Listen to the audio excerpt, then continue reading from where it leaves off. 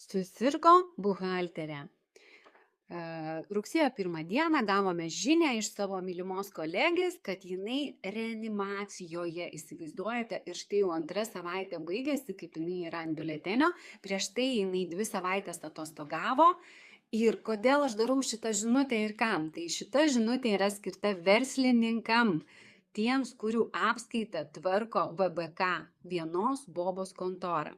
Tai kai nutinka toks atvejis, kaip veikia dalykai apskaitos įmonėje, pavyzdžiui, pas mus VB žinius, iš karto 12 žmonių komanda renkasi į ekstra susirinkimą ir tariasi, ką dabar darom, kaip vaduojam, kokie darbai pas kolegę sustojo, kur klientai ko laukia, ar ne. Ir tada, kadangi kolegė rūpinosi maždaug 10 įmonių, mes ir išsidaliname visi po vieną įmonę, kiekvienam priežiūrai, ar ne. Tai nėra baisiai didelis dalykas perimti kolegos vieną įmonę ir ją prižiūrėti tol, kol kolega sveiksta.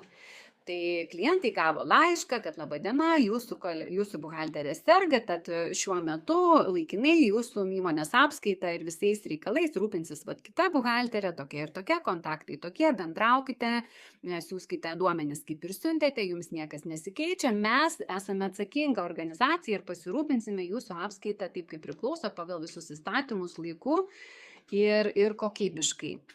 Dabar, o kaip būtų, jeigu jūsų apskaita rūpinasi, kaip sakiau, VBK, ar ne? Tai ką daro buhalteris? Buhalteris kaupia jūsų duomenis. Buhalteris juos dažniausiai kaupia pas save kažkokiam tai kompiuteryje.